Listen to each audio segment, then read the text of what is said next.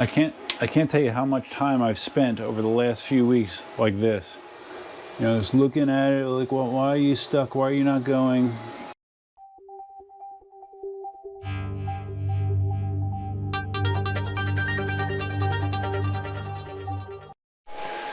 Hey, how you doing? Duff here. I've been grossly negligent in keeping my channel up to date as far as what's going on with the 3D printing side of my universe. I don't remember what it looked like last time I shot a 3D video, but it didn't look like this. Right now we have, this area was pretty much the same. I got my KingSong printing a big deer for Christmas, printing some KingSong 18L kickstands, and my first Prusa MK3S is over here. This is the area that's really changed. I've added a second row to have my Anycubic i3 Megas on. I have another Prusa, and the Prusa that I bought pre-assembled, I bought an MMU2S unit for, and that's what I'm primarily going to be talking about today. I had all sorts of frustration getting this thing to work, and a lot of it has to do with my own lack of research ahead of time. So those of you that are not aware, the MMU2S is, MMU stands for multi-material unit or multi-material upgrade, I think unit. And in theory, it allows you to create prints that use up to 5 different filaments at once. They can even be 5 different types of filament. You could have PLA and flexible or ABS for some reason. You actually can have 5 different types of filament. Right now I'm just starting a print. As you can see, it is loading filament automatically. I'll be talking more about my setup up here in a little bit. But anyways, that's what an MMU is, to allow you to print multiple colors at once. The reason I got the idea is I sell these stands like this that have 2 colors in them. And I thought, hey, simple, I'll just get an MMU, because right now the way that I have to do it is it prints to a certain point in the base color, and then I have to manually switch it to the accent color to finish the print. It isn't a big deal, but it's kind of a pain, because like if it happens in the middle of the day, the printer's just sitting there not doing anything. So anyways, that was my original thought process behind it, that it would be a way to expedite that and allow me to do other cool types of prints as well. And I made that decision without doing much, if any, research on the internet about other people's experiences with the MMU2S. And if you do take the time to do that, you will see a ton of frustration, difficulty getting the unit to work properly. And I didn't think about any of that. And I also didn't look into the requirements as far as getting it set up. You could not buy this as a finished unit. It's a kit, so you have to put it together. But I figured to myself, well, it's just this little unit. That's not, compared to building the whole printer, which I did once before, it couldn't be that bad, right? Wrong. It was bad. Okay, just focusing on the printer for a second. Right now, it is starting its purge block. The way this works is when you're using multiple colors, it creates a purge block alongside of whatever you're printing. And the purpose of the purge block is to allow it to change colors completely so the colors don't blend into each other. For example, this print I'm doing now is a 2-color sheep, and it's printing the feet first, and it's going to be printing the feet in a darker color, and the body is primarily this white color. So what it does is, say we want to switch from the feet to the white portion of the model, it will unload the dark color, it will then load in the light color, but then it will print for a little while on this purge block to flush out the nozzle, so it's just printing pure white and there's no black or gray in there. So that's the purpose of a purge block.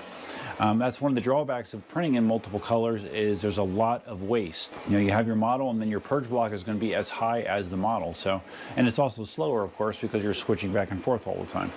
Okay, so as far as the assembly of the MMU, it was a pain in the ass. Much more work than I expected. I probably spent, I bet I spent somewhere between 6 and 8 hours, probably closer to 8 in total, just getting everything built and the basics. And that wasn't even with it printing correctly. That was just kind of getting it set up. You know, building this isn't too bad, but what I didn't realize is in order to make the MMU work, you have to dig pretty deeply into your extruder assembly. You have to take it apart, you have to replace parts, swap out some sensors. It took a long time, way more tedious than I expected. And in retrospect, I don't think I would do it again. You know, if there was a way to get this pre-built by Prusa, I would do it, but doing it myself, it was just a huge pain in the ass, especially when you factor in all the frustration that I'm going to be talking about afterwards as well. All right, we just got the feet done here. No, we just got the feet started. You can't see it, but yeah. Okay, so anyways, I got it built. You know, it was frustrating. There wasn't anything in particular that was a pain in the ass. It took a lot of time, man. A lot of time, a lot more than I expected. And again, if I would have done more research ahead of time, I would have known that because the internet is filled with people's basic horror stories on getting the MMU set up. So then once I got it set up, then we had to try to print with it. And again, I had a mountain of trouble getting the MMU to switch filaments correctly. That was really the main issue, getting it to load and unload correctly. Prusa includes with the printer this. This is a print buffer. And the purpose of this is as you are loading filament, the filament's coming in, but then when it switches filament, it has to back it out and it has to have somewhere to go because it'll start backfeeding. And if you don't have that controlled, what will happen is it'll eventually start getting caught and knotted up and all kinds of bad stuff will happen. I added these touch lights here too. Cool, huh? So the purpose of this buffer is to allow printer filament as it unloads to kind of spool inside of here so it doesn't become a mess. And that didn't really appeal to me with my configuration because I had the filament up top here. So that was one of my big problems is I didn't have a good way to get the filament to retract correctly. And I also had all kinds of problems with loading and unloading. It would get stuck. So another important thing that I learned is you want to make sure that this filament path from your spools is as friction-free as possible. You don't want this twisting, you don't want it to be bent to the side, because the path for the filament starts here, goes all the way down this tube, in here, through here. It basically becomes a Bowden tube setup. So there's a lot of distance there for the filament to travel, so you need to try to make sure that it is as friction-free as possible. And I thought I did, but I still had lots of problems with filament loading and unloading consistently. I partially took this apart to look at some stuff to see if I had some stuff right. I did find a bolt that wasn't seated as far as it should be. It might have been shifting things a little bit. And even to this point, I still do not have the ability to get all 5 filaments to load consistently for whatever reason.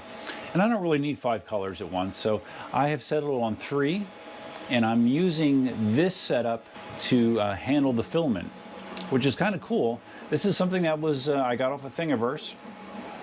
And basically what it does is it takes the equipment that's used for the, that Prusa includes with the MMU, which I'm using as trays right now. Basically, in these trays there's some bearings with rods, and you're supposed to stick the filament rolls on that, and then you're supposed to route it through that buffer and then go into the MMU. If you look at Prusa's site, the way that they demonstrate using it is they have a big flat table, and you would need a ton of table space to do it the way that they're talking about, and I didn't have that, so that wasn't a real viable option for me. So anyways, what I did was with this model that I got off of Thingiverse, it uses, these are some of the bearings that are included with the Prusa kit. It uses the bearings and some of the hardware, and you print out, let's see, 1, 2, 3, 1, 2, 3, 4. Yeah, it's like, I think it's like 7 pieces, each spool holder. And it's cool, what it does is as the filament feeds in, it keeps spinning this way, and as it does, it's raising this arm, which is basically a counterweight. You put the bearing in here to create some weight, and when the filament is retracted, this will drop and it rewinds the spool automatically to take the slop out of the line. So that's kind of awesome. I had to do a lot of futzing around to just come up with something that worked with my particular setup. It's actually designed to come out the front here, the way this model is designed, but with my configuration, it actually works better for it back here. You see I have the filament just tie wrapped to the shelf, to the wire shelf, just to hold it in place. And this has actually been working surprisingly well, but it took me a long time to get to this point. I messed around with a bunch of different configurations before that, and it was a hassle. So even now, after hours and hours of troubleshooting and frustration, I still do not have perfect operation of this, especially on, like, I'm using slots 2 through 4 right now. Slot 1 was always problematic for reasons I cannot determine. But still, once in a while, I have to babysit the spool. Like, it might get stuck, the filament might get stuck, and I have to kind of manually give it a little kick in the ass. But it's definitely better. At least it's workable at this point.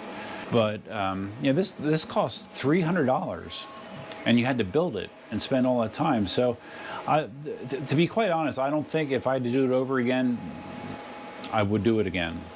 Spending that kind of money and that kind of time, it just really hasn't been worth the payoff, at least in my experience. So now, on top of getting this, the MMU, I also bought another pre-assembled MK3S. I got this last week. I'm really liking using the Prusa printers for the stand production. They're fast. They produce better quality prints than my other printers. So they had a 10% off sale on Prusa's site. So I'm like, okay, well, I had the money in my my PayPal account from store sales. I might as well get another one. It arrived pre-assembled, so I like getting them pre-assembled, even though they cost more, because then, in theory, you know, everything should be done right. Well, that was not the case with this one. Right out of the box, my very first print, it started to print, probably printed for 20 minutes or so, and then it threw a unload filament message. It wanted me to unload the filament for some reason. I'm like, okay, well, that's a head scratcher, that's weird. So I unloaded it, and then it just reloaded it right away. It loaded it just fine, and continued printing. But then an hour or two later, same thing. Please unload filament.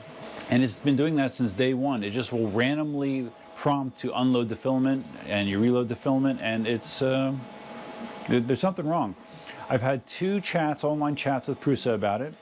They had me check a bunch of stuff. I've been monitoring the sensor operation through the sensor screen here, and all that. Let's see if it will even turn on right now.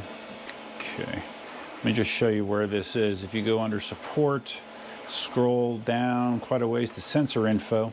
Right here you can see what's going on with your sensors. Your PINDA probe, which is your bed probe, and the IR probe is the filament sensor. So I'm gonna, 0 means it doesn't detect anything, 1 means it does. So right there you see my IR is 0. I put filament in, IR is 1, 0, 1. It's working fine, you would think.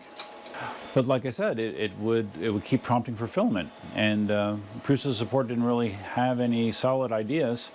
And then I was doing a print, and it ran out of filament. And the way it's supposed to work is once this goes to 0, it stops the print job. It didn't stop. It continued to print, and I came in later, and it was printing a couple inches in the air with no filament. That was a pain. I was trying various steps that Prusa was recommending. I reseated cables. I reset it to factory defaults. I reran the setup routine. I reflashed the firmware on it. None of it helped. And then this morning I came in. I had a print that was going last night. I came in and I had a min temp restart message on the screen, which I've never seen before. So I restarted it like it said, and then I tried to restart the print, and then what it would do is show a min temp bed error. meaning that there's something wrong with the bed heating or the thermistor in the bed. Looked it up online. I reseated the thermistor cable as instructed, but again, when I would start a print, it would throw that error very shortly after starting. So it's screwed up. There's something wrong with this thing. The one guy I talked to in the chat, because today was my third chat, one guy said that maybe there's something wrong with the board, the Rambo board in here. Who knows? But I'm done messing with it. I told him, I said, I paid an extra $250 to have this pre-built so I wouldn't have this type of problem. And it's really frustrating. So what they're going to do is they're actually going to issue me a label, a return label. I'm going to throw this in the box, and this is going to get sent back to Prusa, where they will either fix it or send me another printer. That's good. That's the outcome of this. Frustrating, man. Frustrating. Okay, so right now we have one of those situations. It's trying to load the white filament, and it is not. I can see it spinning in here, so usually when that happens, I have to help it. So if I pull this out, you'll see that the filament has started. I have it flashing here. The filament has started to load, but it did not finish. All right, so right now it's trying to back it out. Okay, now I'm gonna get an error. Okay, so it didn't back it out. Okay, welcome to my world of MMU madness. All right, so, and I don't know why it's just the white, this slot is doing it. I mean, the drive wheel is lined up perfectly. So we're gonna, all right, it's gonna back it out. It should now try to, flashing line means it successfully backed it out. Now, if I hit this again, it should try to load it. Oh my God. Yeah, see, I need to troubleshoot this some more because it's really being a pain in the ass. All right, what's it doing? It's backing out. I can't tell you how much time I've spent over the last few weeks like this. Just looking at it like, well, why are you stuck? Why are you not going? Trying to see where the gears are spinning. Probably have neck issues. I've been doing it so much. All right, what are we trying to do? We're trying to back out. Okay, and now you should be trying to feed. All right. And sometimes what you have to do, because what happens is, like, if for some reason it gets stuck, the teeth on the drive gear, on the filament drive gear, will grind down the filament at that spot, and then unless you get it off of that spot, it's not going to be able to move further. So, all right, here we go. This is good. You get to see this in action. All right, we're backing it off again. Okay, I have the orange and green light flashing, which usually means that it's ready to try to load again. Why is it? I'm confused. All right, I have to back that out some more. I'm not sure what it wants to do here. Okay. Okay, now it has definitely grabbed the filament. What the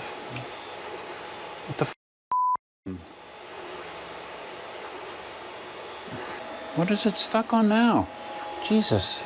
All right, it's backing it up. Okay. All right. We are now going to pop this open. There's two screws that hold this little top section on. They have springs on them. When you open it, you need to be very careful because these screws will fly out and drop on the floor. All right, so let's take a look in here.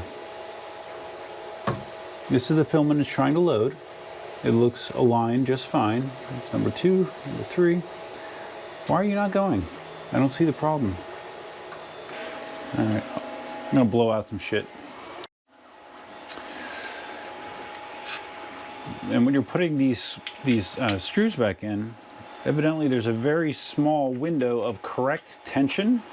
Too loose, you don't get enough pressure on the filament to drive it. Too tight, I guess it can cause jamming. So I'm gonna guesstimate that maybe I'm a little too loose. It's just not grabbing well on that side. All right, so we're gonna hit this button again, middle button. It's grabbing filament. Started to. What the F, man? Fucking thing. Okay, now it's coming. So I have to quickly get it on here. Okay. All right, so now it's preheating the nozzle. I'm not sure if I had it. These buttons are confusing too. I was hitting, each time I would futz with the filament, I was hitting the middle button, but then it seems like I had to hit the right button to get it to actually complete the operation. I'm under no illusions that a large portion of my problem is due to ignorance, but still, this just is not a very reliable solution. At least for me, it has not been at all. All right, so it's preheating the nozzle, and let's see if we get a successful switch to white. Okay. Why is it backfeeding? All right, there we go. Okay, it's pulling filament again. So what we should see now is we should see some white appearing on that white block. All right, this is the purge process. All right, it's looking more white as it goes. All right, there we go. Better. It literally just put a little spit of white on the actual model itself. I think it's going to switch back to the other filament. So, all right, because this is the post, like when it's getting ready to switch back to another color, it does another wipe here, and then it does some ramming. Okay, there's the. Okay. Right there is the filament, and it's stuck. It's supposed to be reversing right now, and it's stuck. Damn it. All right, hold on. Let's give it some help. Yeah. Yeah, see, look, I just gave it a little bit of help, and now it's moving again. It's retarded, man. There must be too much drag on that filament path. I guess I need to troubleshoot it some more. All right, so it's unloading. All right, there we go. It's finally unloaded. So now it's going to the position 4. See, the 4 loads fine every time. I never have a problem with 4. There we go, right in. No bubbles, no troubles. It'll do another wipe and then switch back. So yeah, there you go. You got to see some of my frustration, and obviously I'm not done troubleshooting. And then one other piece of 3D printer news. I did order, I don't know if I mentioned on video or not, I did order the Prusa Mini, which that's supposed to be shipping, I don't know when. It originally was supposed to be in November. I have not gotten a ship notice on that yet. So that's going to be coming. And I also bought a Creality Ender 3, believe it or not. I got it from Tiny Machines on Black Friday. They were running a special where it included a all-metal hot end. What else? Oh, an upgraded Bowden tube. And Tiny Machines puts their own firmware on there. They check everything for you. They make sure it's good to go. So I actually have an Ender 3 coming, which I've never had an Ender 3, so that'll be interesting. I'll have to probably do some more rearranging of my stuff. So lots of stuff going on, but it has been a very frustrating month or so, I would say, just trying to troubleshoot some of these issues. It's aggravating. So that's all I have for you for now. If you found this video interesting, please give it a big thumbs up. Again, I apologize for the lack of 3D content. It's not like I haven't been doing stuff with my 3D printers. I have. It's just a matter of taking the time to document it. I just, between EUCs and then trying to throw Tesla videos in there, it just, time runs out at a certain point. So that's what's been happening with my 3D video content lately. If this is your first time visiting the channel, please consider subscribing. If you're going to subscribe, there's a bell over there that you can hit that will notify you of any new videos. And those of you watching this on my Duff channel, I do have a dedicated 3D channel called Duff 3D. Link is in the description below. If you're just interested in 3D content, you could just subscribe to that channel if you wanted to. So that's all I have for you for now. I'm actually off today. Today's Wednesday. I'm off because I'm here for solar inspections. So I'm getting some stuff done, or at least trying to. That's all I have for you for now. Till next time, Duffman out.